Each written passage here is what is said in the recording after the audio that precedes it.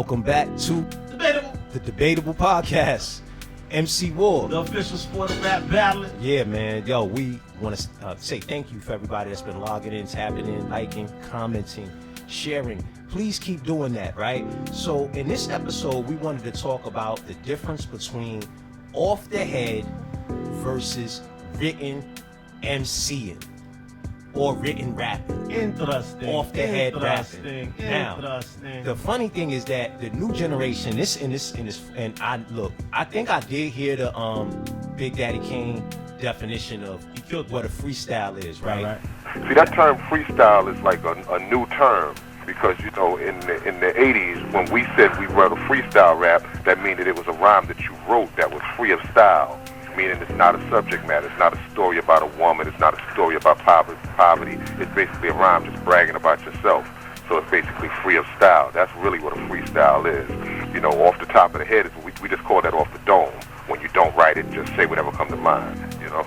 I mean, really, a freestyle is a rhyme that you write, you know, basically just free of style. I think, because I remember Denzel, you're the one who actually told me about it previously. The thing about it, though, is I always knew the difference, right? That, you know, all of what we do in battle rap is considered freestyle because it's free form. So let's go.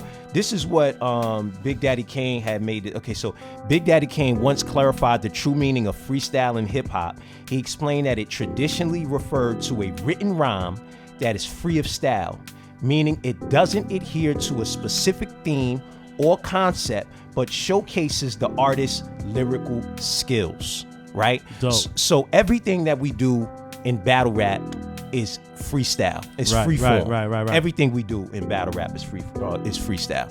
But what we wanted to make the difference in this particular video, right? Because I think that these are elements that will help a rapper or MC build their total package. You follow what I'm talking about? Okay. Is the difference between off the head versus written. Now, we are in an interesting dichotomy, right? Yeah, because the musicians are freestyling and the battle rappers are writing. Okay. Well, no. I'm sorry. Let me say again, sorry, Big Daddy Kane. The musicians these days making music are off the head, you know what I'm talking about? And the battle rappers are writing, which is very interesting to me because, so, you know, again, freestyling was initially to impress people on the spot, naming relevant aspects and then getting this off the head. Off the head freestyling was initially to impress people on the spot, naming relevant aspects of the scenery into the rhyme scheme that only those actually there at the moment could relate to, right? Incorporating people's names, the latest news and current affairs into the rhyme scheme would impress the onlookers, right? Then there was the MCs that recorded music, writing lyrics painstakingly to get the vibe and to create the message worth putting on the record, right? Now it's the opposite. Most battle rappers in America, I definitely want to specify in America, write all their bars in advance, doing personal research about their opponents and incorporating that information into their battles, right? So, and then the funny thing is, the New York Times did an article on punching, rapping, the art of punching in. Interesting. Yeah, you know. So, and this to me is all a part of. And so now, let me ask this. Okay, so basically, what Jay-Z and Biggie Smalls, because they the ones who introduced it, right? Okay. Because you know, it was Biggie. The first time I heard about Biggie, somebody putting their whole verse together in their head, I think it was Biggie. And I think it was my man Jamel. And I think I was going to BMCC, the Borough Manhattan Community College, sitting down on Chambers Street. I think it was a basketball court right there. And then they had the seats. Everybody would be chilling there. You know, some people would partake in marijuana. You know, I specifically never inhaled, right? but you know, I digress, right? But I remember him telling me that he would put the rhymes together in his head and then He might have been talking about Jay-Z. It might have been Jay-Z that he first initially, and then I think I learned that Biggie Smalls also did the same thing, because Biggie was, if I'm correct, Biggie was still alive at this time, because this was like 96, 97. Biggie died, I think, in 97, right? March. Or this might have been right when Biggie died. But either which way, right? So so my question is, right? That would still be off the head? Would that be off the head? Because if he's thinking about it, right? So, because I'm used to off the head is like, yo, it's go. They hit the beat drop. Like, say for instance, right?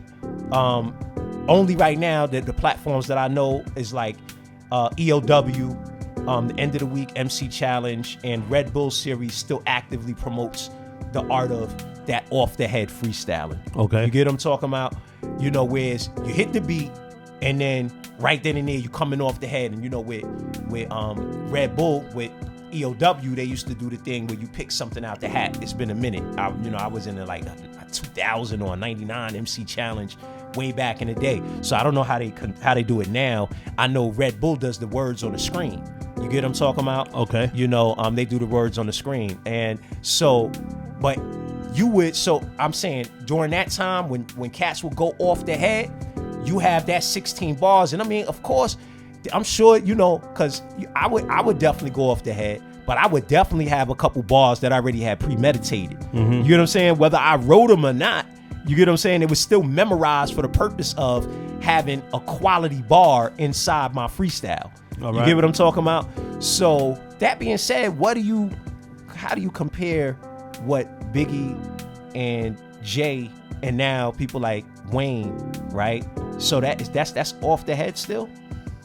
I'm not really sure. I mean, the way because this is a really technical breakdown of the art form. Mm-hmm. And what I can say is, you know, going off the top of the head is just going off the top of the head. Is whatever comes to mind, and you're breaking it down in rhythmic form. And sometimes there's a beat there, and sometimes it's not. But you wowing the crowd by letting the crowd know you're able to talk about what's in the crowd.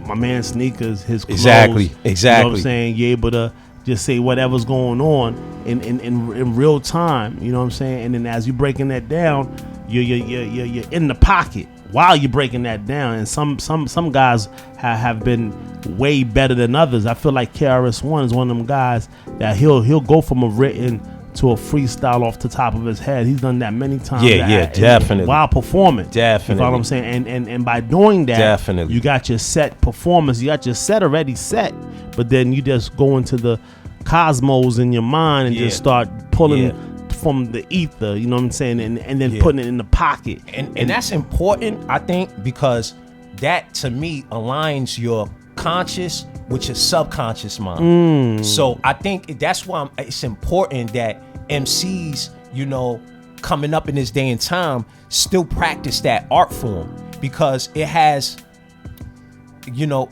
what's it called? Effects that go way beyond just your rapping skill. Okay. It way beyond, because when it comes to like, you know, speaking. Okay. You know, look at Genius. GZA did a TED Talk, right? Yeah. Right. GZA did a TED Talk on rapping and physics. Right. He did a TED Talk on physics. Yeah. And I think as a rapper, as an MC, so these different skill sets assist in other areas of life and thinking, you know, and that's why I think Jay-Z is so successful, right? Because of the fact that he's constantly activating his subconscious mind. He's constantly instilling certain things like, I got 5 passports, I'm never going to jail. Like we talked about this the other day. Yeah. You know, so it's also talking these different things into existence, but then also, you know, what they call the affirmations and things of that nature is what he was creating for himself. You get what I'm talking about? And I think off the head helps to make that connection between the subconscious and the conscious mind. Right. And if you want to deliver messages to the conscious mind about where you want to be in life, right, that's a great way to do it. Of course, you got to do the work. You know, nobody's sitting here saying, you just sit here and say, I'm a millionaire, you're going to be a millionaire. That's not the case. But what happens is you can motivate yourself to be in that position, right? Because it's better than to just be calling yourself a piece of trash or whatever in your head. I don't know. You know how many negative thoughts there are. You know what I'm saying? So it's better to be saying positive things about yourself than it is negative things. So I just wanted to go into that, man, because, I always look at the things that Jay-Z said in his rhymes, his ability, his off the head ability, right? Because he definitely could go off the head. I know that for a fact. Right. And how all those things tied in, right? I digressed a little, but okay. So now also, right? So then, now there was a time when you'd be in an MC battle, and if you or your opponent started leaning too much on a written verse, the crowd would start forming their hands as if it were a pen and a pad, right, and pretend to be writing and start heckling, written, and this could and would at times get you what? Booed off the stage. Yeah, disqualified. yeah. But now, this is why I said a dichotomy, right? Mm-hmm. Now, if you do too much freestyling, too much off the head freestyling, right? Like a Charlie Clips, for example, they're like, no, he's robbing the viewers by not preparing 3 well-written verses for the event, even if his freestyle capabilities are on the level of the writtens of some of the great battle rappers. What you think about that? I'm from that school where you want to wow the crowd, you know what I'm saying, at any given time, you know what I mean? So what guys like Clips be doing, I think is really dope, because he stayed within his art form, the craft. He showed you this is what I put together, and at any given time I could show you what's in this on top of my head. Yo, you know what I mean? And to me, that's a particular skill set that takes time. That takes a lot of time, because you got cats that's just, and they just unpack what they got. And once it's done, sometimes they can't even get through what they got because they unpacking it so well. And then, and then when they stumble or fumble, you follow what I'm saying? You could tell. You could tell that's a fumble right there. Like I remember one time, to this day, when Loaded Lux was when he had the suit on. Yeah. And then, to this day, we don't know whether that was a fumble or not. And that's what's so dope about it. Because when you're in your pocket, great example. When you're so into your pocket, you know what I mean? Cat's gonna have to really wonder, like, was that a fumble? Was that written? Was that on top of his head? You follow what I'm saying? Right. And your guys like Clips, guys like who else? Howler Don. Yes. You follow what I'm saying? Like, exactly. These guys right here, they done mastered that art form. You know what I mean? And it's a part of that particular part of the art form shows your level of the skill set. Exactly. And now, another thing that shouts out to the guy Myron Golden. He really made me realize that skill set is what? A set of skills. It's not one. You know what I'm talking about? Okay. It ain't one. So again, having in your bag. My fault. Nah, you good. You might want to just leave it. There you go, right there. So yeah, shouts out to the brother Myron Golden, right? Right. So the brother Myron Golden was saying that a skill set is actually a set of skills. So it's more than one. So as an MC, you want in your bag the ability to have writtens. You want written bars that, my man, you never know. You might be in Shreveport. You see 50 Cent. You want to have a super hot 16 for 50. Right. That's you prepared. Want, you want to have that. A song that's prepared. Right. But then you also want to be able to go off the top of the head too at any given time. Right. Because now you have, you just expanded your opportunities. You get what I'm talking about? Right. A person like Eminem, you might want to do a little bit of both. Then he's going to be like, yo, this guy, he right. You know what I'm talking about? And it's going to, of course, propel you in the battle rap arena, right? So, dope. And I made sure that I specified the United States, because when you go overseas, right, obviously there's still a major respect for the craft of MCing, especially in the Spanish-speaking countries of South America. So while we were excited about, I remember a battle, or while we in the United States, we excited about a battle reaching 1 million people or 1 million views on YouTube, right? Right. These tournaments by Red Bull was organized. They were organized and were getting 50 million live viewers. Crazy. No, I didn't stutter. 50 million. That's crazy. Right? So, and guess what? These were all off the head freestyle battles. Off the head, you got 30 million, 50 million tapping in to watch, right? The former head of Red Bull Music that also helped to build their rap battle property to another level let me know they wanted to stay into the true roots of MC battling, which meant off the head, right? So you know what? We might want to bring that brother on one day. That would be dope. That'd be a dope conversation. Yes. Yeah, okay. Excellent. Yeah, man. But we just wanted to talk about off the head versus written freestyling and how important it is for you to have both in your bag. And in my opinion, as an MC, when you creating messages recorded for music, you should be writing. When you're battling, you should be doing both. See, and the thing about it is, this is the leverage that cats like. You just put it in my mind perspective, because these are the 70s babies.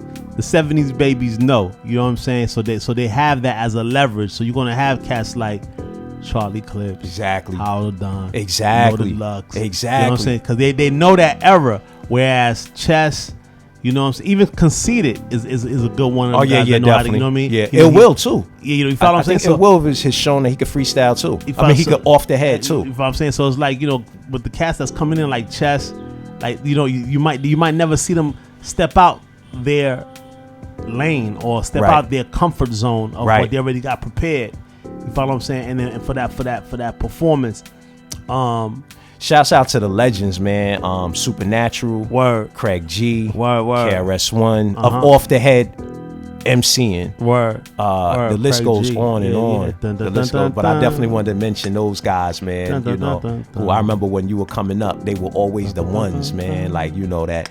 Like, if you ever came across them, you better be ready. Yeah, man. Dope. Yo, I wanted to I want to let y'all know, man. I know a lot of guys. We in an era where a lot of people got dogs in the United States. You know what I'm saying? Like, you know, I used to own a dog. I ain't gonna act like I never owned a dog. You know what I'm saying? But this particular individual, he found himself, you know, licking his dog, letting his dog lick him in the nose or what have you, and you know, the dog had some type of bacteria that brought him to a place where he had to get amputated. They cut off his nose, they cut off his legs, and he lost his arms. So I'm just like, you know, just putting y'all on the fact that, you know, these guys, this particular type of diseases that's coming up right now. You know what I'm saying? From just, you know, just naturally just letting your dog lick on you. You know what I'm saying? It's just not cool. Definitely not. You know what I mean? So you just want to be careful, because we're in an era of COVID. You know what I'm saying? And now they got the walking pneumonia. Yeah.